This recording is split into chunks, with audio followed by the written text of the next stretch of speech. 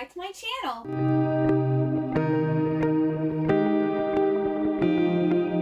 Today I'm going to be talking about all of the books that I read in March. And let me tell you, March has probably been my best reading month like ever. At least that I can remember. If you watched my March TBR, I had like 25 books that I was planning on reading. And then I added on an audiobook that I was listening to. So there's 26 books total that I was planning on reading in March. I was able to read 20 of them. That's like amazing. Like 20 books in a month is a lot. But also granted, I did take a week off for a staycation. I had like other things I needed to do, like doctor's appointments and different chores and everything like that.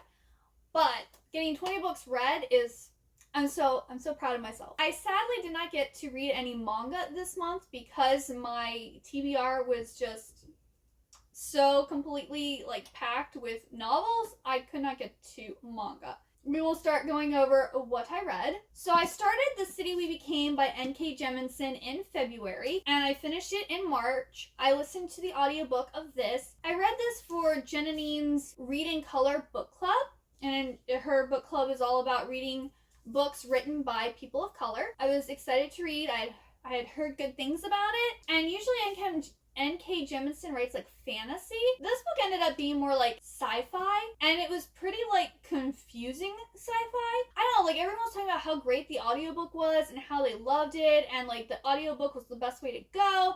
And I listened to the audiobook and I just wasn't that impressed with it. Starting out, we have the prologue is from the perspective of a teenage black boy, and the whole book is narrated by, I believe she's like a middle-aged black woman.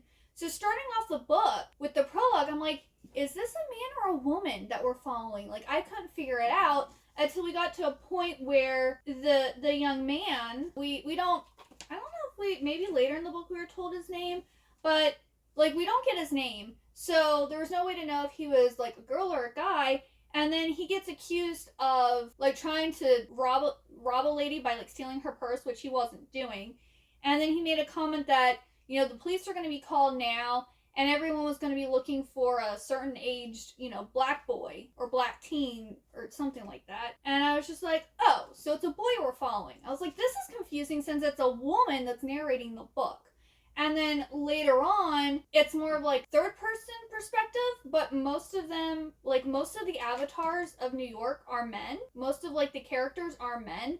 So I just thought it was really weird. Like, I think this could have benefited more from like a full cast of characters maybe, because I just found it very confusing about who was who and everything with having the lady narrate this book. And I also was just confused a lot during this book. Like, I got like the general gist of it. So we have New York City is coming to life. There's this avatar, which is the young boys who's the prologue. And the boroughs of New York are awakening in people who are in New York. So we have Bronca, who's the Bronx. We have Brooklyn, who's Brooklyn. We have Manny, who's Manhattan.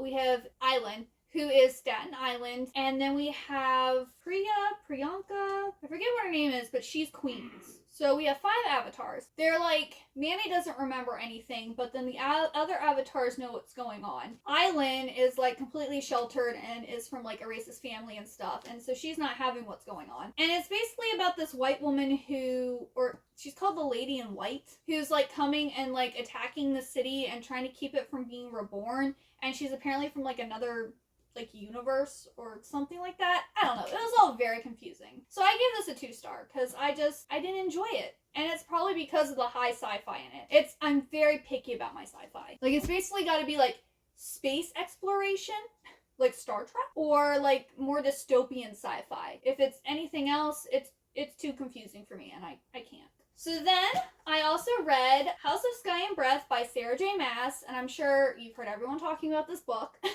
There are many yays and nays and, you know, whatnot. This was a big boy. And this was also not a quick read, because while this I felt was a quicker read than the first book, it still, like, I felt like it was like slow and then surprise, and then it was like slow and then surprise and then and then like the ending was just like, whoa, what? I ended up giving this one 3 stars. Because it's not that I disliked it or had anything wrong with it, but at the same time, I just didn't feel like the twists and turns that made it exciting was enough to really say that this was an exceptional book, you know? I enjoyed it, but it was so long. And there were so many parts that, like, dragged. So we're still following Bryce, and her and Hunt are now kind of, like, in a relationship, but not really. They're, like, waiting for a few months. Her dad has now betrothed her to this other, like, fairy prince, and she's like claimed her birthright now because she started using his last name to, like, get perks and things. They got a new governor who seems to be really nice and very, like, lenient, and, you know, no problems. And then we have this boy who has phoenix powers that everyone's out looking for. We have, like, this rebel group who's, like, opposed to the Asteri. We have, you know, there's a lot of, like, conspiracy stuff going on. It was a lot. It was a lot. Also, another thing is, I'm a little disappointed because in, like, Throne of Glass is clearly supposed to be, like, a young adult series. So there was a little romance and stuff in it, but not too heavy. Then we get, you know, the ACOTAR series that's, like, smut heavy. We get, like, hot and heavy, a whole bunch, you know, and it's supposed to be young adult too. And then we get her adult series, and there's really not much of anything in it. Like, it's more than Throne of Glass, but it's less than ACOTAR. And so, like, when I pick up a Sarah J. Maas book, yes, I want twists and turns. I want, like, she's really good about, like, putting people in and, like, setting up all these pieces and then revealing them to be, like, you know, shocking twists and things, which she did do that a little bit in this book. But there was barely any, like, smut scenes in it. With an adult series of hers, I would think that there would be more than in ACOTAR and, you know, Akamov and stuff. So I was a little disappointed with that, because I was thinking we were going to get more from Bryce and Hunt, you know. We do get one really kind of icky gym scene, which everyone's like, oh, the gym scene, oh no. So, like, even what she gave us really wasn't that good when it comes to that portion. So yeah, that's my thoughts on this book. I'm excited for the next book, but I hope it's not this big. Then I listened to I listened to 61% of People Like Her by Ellery Lloyd on audiobook. And then I finished it reading the proof that I got January of last year. Because my Libya hold period was, like, up, so they took it back from me. But this one was really interesting. This is about a woman named Emmy and her husband named Dan. And Emmy is a famous Insta mom. She has this whole platform. She is Mama Bear. She has a young daughter named Coco, and she just gave birth to a son named Bear. And we kind of follow Emmy and Dan, like, meeting and her becoming, like, this Insta-mom, and, like, Dan's thoughts on it. And Dan's, like, a struggling writer, and he's not really, like, bringing financially anything to the relationship. And Emmy's kind of, like, in control of everything. She's in control of, like, the celebrities that they are, and, like, what events they go to or host, and, you know, their schedule and everything like that. So Dan's just kind of along for the ride, and he's not necessarily happy about it. Well, then we have this unknown person who we find out later that it's actually excerpts from a letter that's written from this person who is mad at Em. We don't know why. We know it has something to do with her daughter Grace and her grandchild that died. And this person is out to get Emmy because of what happened. And so it's a psychological thriller because we don't know who this person is or why they're after them. But then we also get to see, like, the harm that being a celebrity, like, you know, an Instagram celebrity, like, does, and, like, how fake some of these people are, and, like, what goes into it, and how people treat their friends, and it's, you know, it's kind of like a toxic culture, and you really get that in this book. I don't really think it's a spoiler, because it's not, like, that pertinent to the book, and, like, Dan is never told it either, so, like, her husband never finds out, but it talks about how back when I don't know if it was when her and Dan were dating or when they first got married, but she had 2 abortions, and she's never told her husband that she aborted 2 of their children. And it was just like, oh, I never wanted to be a mom, and, you know, when it happened, we weren't being responsible, so I got rid of, you know, I went and got rid of them. And she's like, and I never told Dan because Dan really wanted to be a dad. Dan really wants to be a dad. Like, he apparently, she said, like, he spent the first 5 years of their relationship interviewing to be a dad. And she doesn't decide to have children until she finds out that she can, like, she gets hired by a manager who used to be, it has something to do with, like, marketing or the magazine business or whatever. Like, Emmy was doing, like, fashion, like, she was a fashion influencer. And when she was told that wasn't going to work for her anymore, she's like, well, what should I do? And they're like, well, you can be an Insta mom. And so, but she'd have to have kids to do that. So the only reason she has children is so that she can become famous. Like, what? Like, I was very irked by that. You should not be a mom unless you want to be a mom. Like, and not only that, but to then be pregnant and not to tell your partner that you don't want the baby, and you should just get rid of it and never tell them. I don't know. Emmy's an awful person. Like, there's other things in here, like the way she treats her kids and the way she treats Dan. She's just an awful person. So I can understand why someone wouldn't like her, but the reason that the person doesn't like her and what happened to her daughter it wasn't Emmy's fault. That was just someone reflecting. But anyway, yeah. So I think I gave this one 3 stars. Yeah, I gave this one 3 stars too. Then for my book club, Happily Ever After, I read Daughter of the Moon Goddess by Sue Lynn Tan, and I absolutely love this book. Like, it was so good. I gave this one a 4.5. It got the highest rating of the month.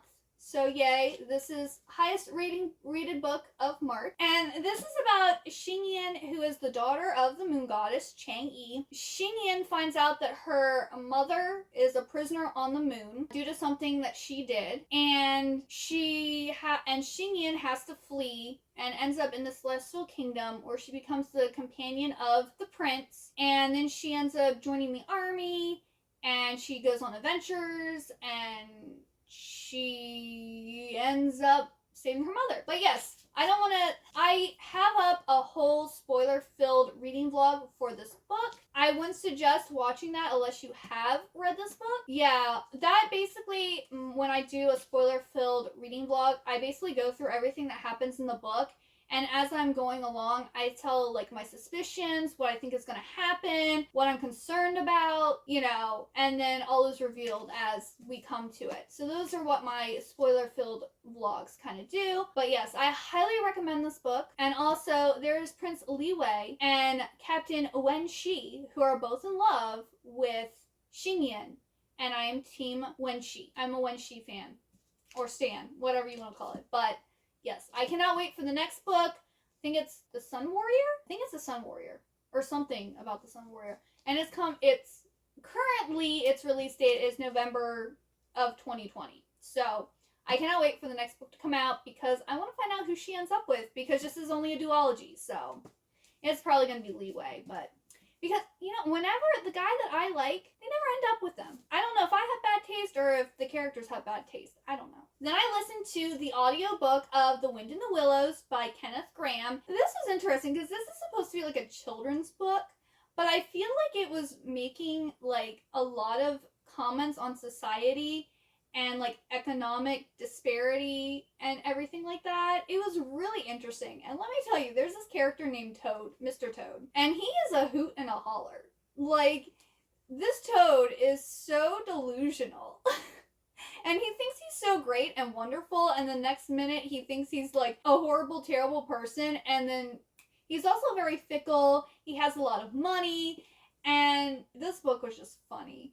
So it starts out with Mole, who meets the river rat, and he ends up staying with the river rat and meeting Mr. Badger, and Mr. Badger seems to be like this really nice, kind of secluded person who likes to help out, you know, those who are less fortunate. And then we have Mr. Toad, who is just, he's the crazy rich person who is, there's a point where he's like addicted to automobiles, and he steals someone's automobile because his friends, the badger, the rat, and the mole are trying to like wean him off this addiction to automobiles, and he ends up sneaking out and stealing someone's automobile.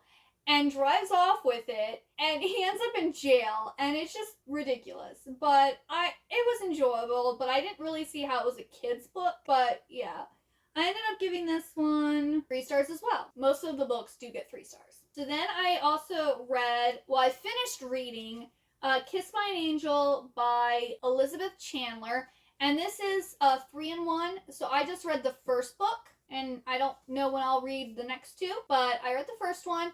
And this basically starts off with Ivy and Tristan are driving, and they end up hitting a deer. And we know that Tristan dies. Or at least it's obvious because we know on the back it says Tristan died. Ivy thought she lost everything. So it starts with them having this car crash. And then it switches to, like, introducing Ivy and Tristan and them, like, getting together and becoming a couple. And then him dying and becoming a guardian angel. And, like, trying to, like, learn about his powers.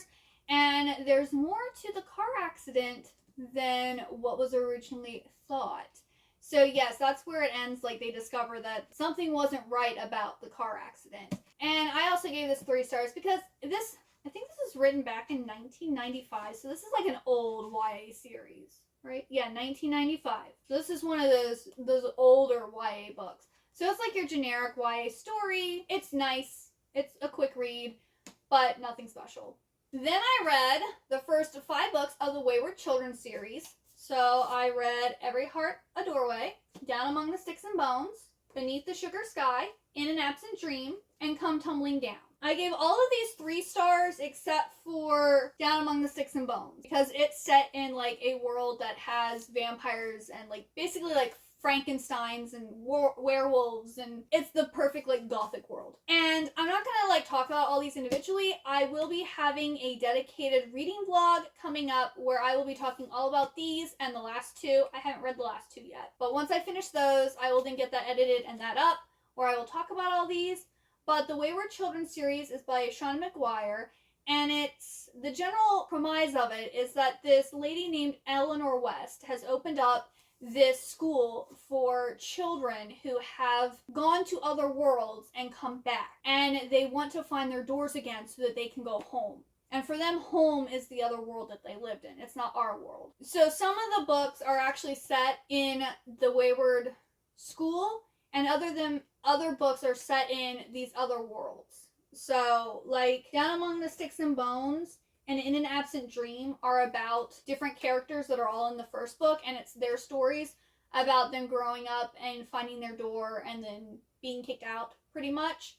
Where Every Heart an Open Door, Beneath the Sugar Sky, and Come Tumbling Down, they either are all set in the school or they start at the school and then they go traveling because they have things they have to do. This is a really good series. They're really quick read. I mean, one reason I was able to read 20 books is because I got 5 little novellas read. And then I participated in a readathon in March. So I'm going to quickly go over the books and like the ratings. And if you want to know more about my thoughts and everything like that, I actually have a readathon reading vlog that you can go and check out. So I will put that up here because it's already been posted. But I read Winter in Shokcho, and this was like a short little 165-page book about this small like city or town in South Korea, and we have this nameless girl who's the narrator who works at this guest house where she meets this French guy, and like they kind of form this thing. But other than that, I didn't really get the point. So this one I gave a 3 stars. Then I read Hissing Volume 1 by Kang Eun-young, and this one I gave 2 stars because one thing is I feel like with manhwa or manga you really need to read the whole series, or you need to read at least the first like 3 or 4 books before you really get a concise like idea of the story, because this book is just introducing mainly our 3 main characters. So we have the girl who wants to be a manhwa artist and clearly thinks that she has something to do with her mom's death. Then we have this other boy who is very pretty, and he's like kind of made fun of for being like looking feminine and different stuff. So he wants to be a bad boy, and he like is being like mean and nasty and smokes cigarettes. And then we have this other guy who's like the hottest guy in town. And I really don't understand where the story's going, or really what's going on, because they kind of like introduced all of them and they've all met now, but that's it. I don't know, it's almost like reading the first 2 or 3 chapters in a book and then having to, go like, oh, this is what I think of it. And not only that, but it also had a lot, I think, of translation errors, because like sometimes I was reading what was going on, I'm like, this doesn't make sense. Then I read Wicked Fox by Kat Cho, and this one I also gave 3 stars. I was super excited for this book. I've been hearing such great things about it, and I just felt very underwhelmed reading it.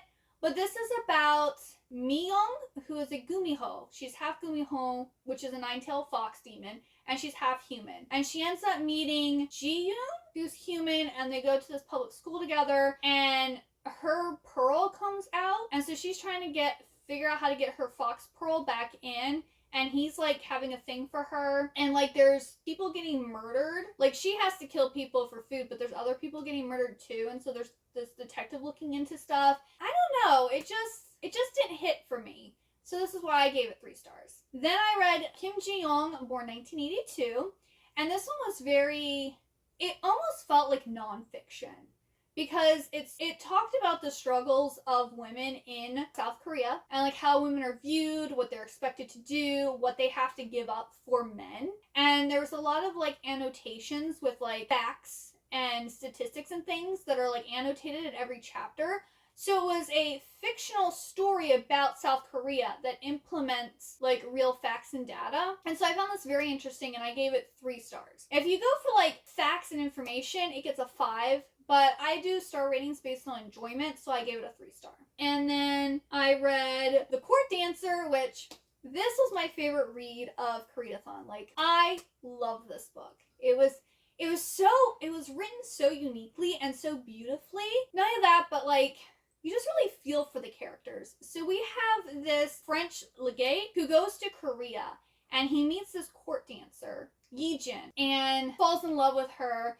And they work it out so that they can like be together. And we learn about Yi-jin and her life in Korea and her meeting. She lost her parents, and she's being raised by this woman. And then that woman also adopts this other child named Yeon, and then she ends up opening an orphanage. And then Yi-jin ends up going with the French legate to France, where she really feels out of place, and she feels almost like she's a piece of like artwork that's been acquired from another country because of everyone staring at her. And it really looks at diaspora people and the struggles that they go through mentally, because when she goes to France, she doesn't really belong there, or she feels like she doesn't belong there, and she feels different from everyone else. But then when she goes back to Korea later, she feels like she doesn't fit in there either, and like she's different now. This was a very sad, depressing book. Be aware of that. Like, I was halfway through the book and I knew what was going. I was like, I have a feeling I know what's going to happen by the end of this book, and I was right. And it was very sad, and it was heartbreaking, and it did make me cry. Like, it was sad. So be forewarned. I gave that one a 4 star. And then the last book I read for Koreadathon was Somewhere Only We Know by Maureen Gu. And this is, I compared it to like the Disney Channel original movie Starstruck, because it had those vibes. It's about this popular Korean pop star who is about ready to make her solo like American debut, and she's just going to be super popular.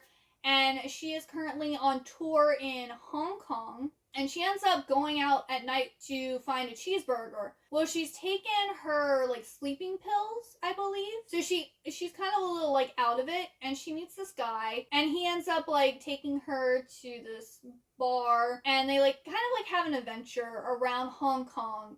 And she kind of figures out what she wants to do, because she feels like what she started out doing isn't what the reason she wanted to become a pop star has changed now, and she doesn't love it as much as she used to, and she doesn't know if that's because she doesn't want to be a pop star or because she needs to be a different pop star. And it was really good. I also gave it 4 stars because Maureen Gu. I've read 2 books from her now. They both got 4 stars. I love Maureen Gu. I need to read the rest of her books. Then I also read Spin the Dawn by Elizabeth Lim, and I gave this one 3 stars. It was very enjoyable, but I wasn't like on the edge of my seat. I wasn't really super invested in the characters or anything. But we have this girl who has a father and she has 3 older brothers, or I know at least she has 3 brothers. And they all go off to war, and the 2 oldest ones get killed, and then the youngest one comes home and he's injured. I believe he can't use his like feet and legs, like he can't walk. Her dad is summoned to go to the palace to enter this tailor competition. Well, her dad hasn't been doing any tailoring for years. It's been her. And women, for whatever reason, can't be tailors. So she pretends to be her brother who's come back from the war and goes to the palace to enter this competition. Well, she ends up having this magic pair of scissors that can allow her, like, it's her talent, but it's just, like, sped up. So instead of taking forever to, like, sew or do different things, she can use these scissors and it does it, like, super fast for her. And, of course, she's the youngest one there, and she's looked down upon, and she's mistreated. And then there's, like, this sorcerer there that kind of takes a liking to her or an interest in her, and she ends up winning the competition. It's very weird because this book is almost like two different stories, because we have this tailor competition, and then once she wins, they find out that she's a girl, so she has to then go on a quest to gather these materials to make these 3 like celestial gowns or whatever, to like not be punished and to actually become the tailor. And like her and the sorcerer start having like this thing, and they like travel together. So it was interesting, but it was very odd that it just felt like 2 distinct stories. Like it should have almost been like another book. I am going to read the next book, but it was, I don't know, it was okay. Then I listened to, so this is Love by Elizabeth Lim, and this is one of the Disney Twisted Tales. So this is like, what if Cinderella wasn't discovered when they were out looking for the girls with the glass slipper? So in this one, Cinderella ends up working at the palace and becomes the lady attendant for the prince's aunt. And they like run into each other a few times, and it's their love story, and it was really cute. It was really sweet, and I gave this one actually 4 stars. I really like this like retelling of Cinderella. I felt it was almost like Disney's Cinderella mixed with Ever After that starred Drew Barrymore, and mixed in That Magic is Forbidden, and that's what you get. I really enjoyed this book. Then I read Jade Legacy, which is the 3rd and final book in the Greenbone saga, and this one I gave 3 stars, which apparently is a very unpopular opinion, because most people gave this book either 4.5 or a 5-star, and my issue was Jade City I gave 4 stars, because I knew what we were going into, but I didn't really know what we were going into, you know? I knew it was about a crime family who had Jade, and that's like all I knew. Once I got to know the characters and kind of what was going on, and like you don't know who's gonna die, so you can't like really get attached to anyone, because it's like Game of Thrones. You don't know who's gonna go next. By the 3rd book, like people are like, oh, this book's gonna break you, you're gonna cry, everyone's like, oh, I cried so many times. I didn't cry at all. I wasn't broken, because by the time we got to the 3rd book, I was just like, I know people are gonna die. I know that, like, there's fighting. I know that, bad things are gonna happen. Like, it's expected. So I didn't feel like going in that I was just underwhelmed. I wasn't shocked. I wasn't, there was a few things that were surprises, but it was a really long book, and it was very, like, the last book is very political, so, yeah, I don't know. I just didn't love it as much as everybody else, but of course, it's not really my type of book, so that could also be it, but yeah, I finished reading the Greenbone Saga. Alright, well, that is everything that I read in March. I'm sorry, this is probably a very long video, because I read a lot of books, and I had thoughts on a lot of books. But yes, if you like this video, please give it a big old thumbs up. Also, hit that subscribe button down below. And if you got to the end, leave me a book emoji. Any book emoji you want, or you can do a stack of books. But, I have a stack of books here on the ground, so stack of books might be better. I really hope you enjoyed this video, and I hope to see you next time. Bye-bye!